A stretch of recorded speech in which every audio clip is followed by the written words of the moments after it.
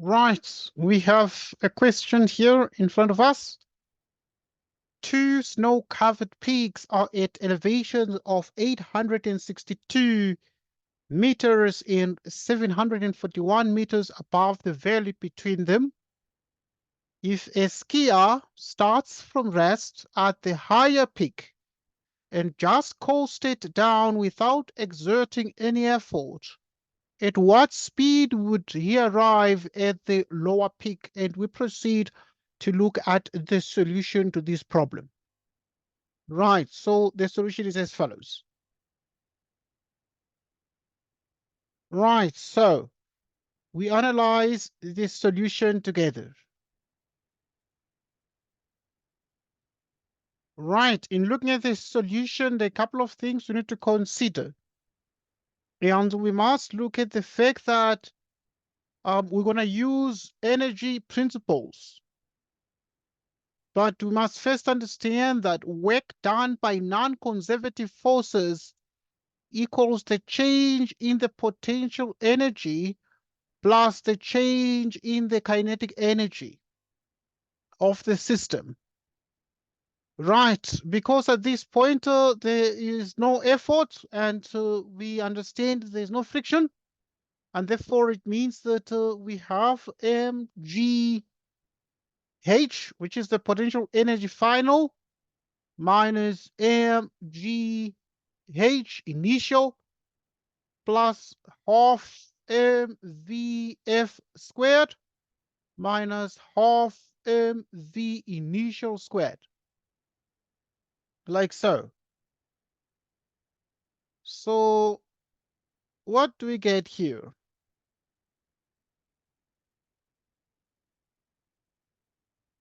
So now, because we have that it's from rest, so the initial velocity becomes 0 meters per second. And if the initial velocity is 0 meters per second, it means therefore we have mg hf minus mgh initial plus half mvf squared. This term becomes 0. Right, we divide through by the mass, and we multiply through by 2, and we factorize after transposing these terms to the other side. So we have 2g into, so this is going to be h initial minus h final, like so. And with that said, this is equal to vf. And therefore, this becomes the final velocity. Right, so hence, what do we get?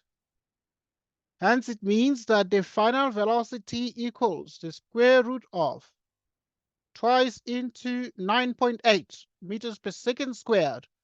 Right, obviously it's going to be skiing down, so the initial height is 862 meters minus the final height, which is 741, like so, and which means that the final velocity is actually 48.70 meters per second.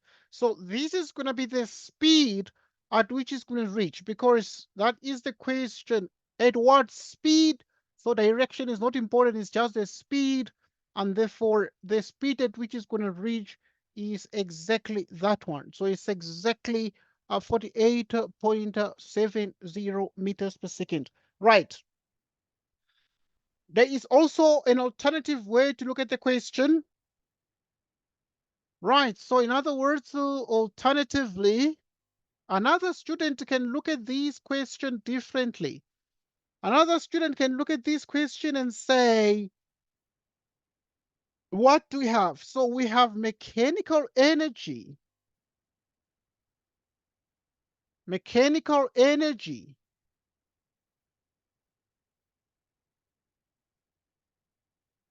at the top must equal mechanical energy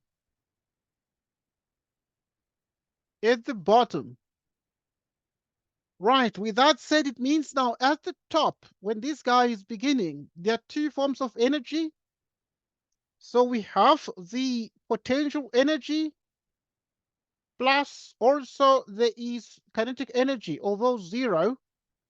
Right, by the time it reaches the other top, there is a potential energy and also there is kinetic energy there at the top. So in other words, these are the energies at the top, and these are energies, if you like, at the bottom. Meaning, in the end here, what we have is the following.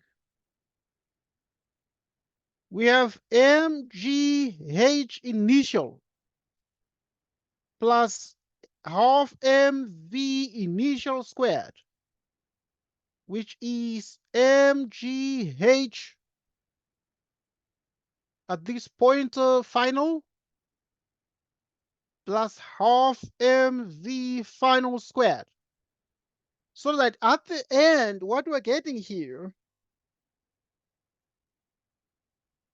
is that at the initial point, at the starting point, the initial velocity is 0 meters per second.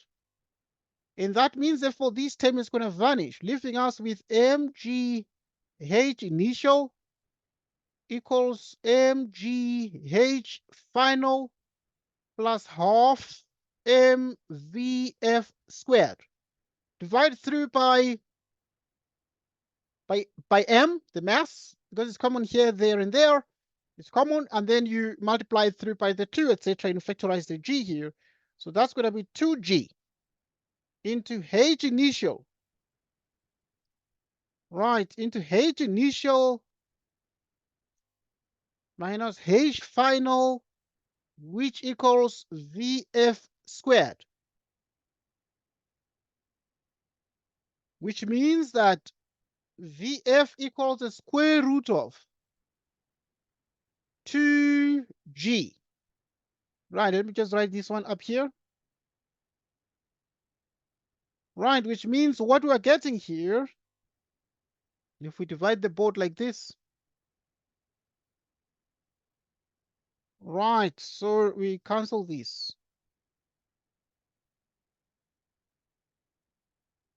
Which means v final becomes the square root of 2g into h initial minus h final.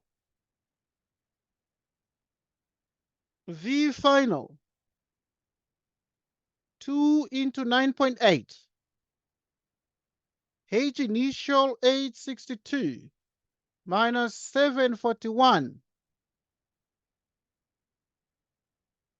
Okay, so if you do everything here, use a calculator, you get 48.70 meters per second of speed, meaning at the time that it reaches here, the final velocity is going to be 48. And therefore, we are done solving this problem here.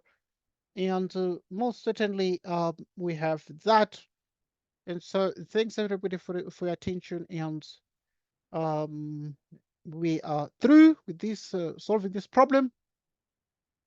And then we say goodbye to you.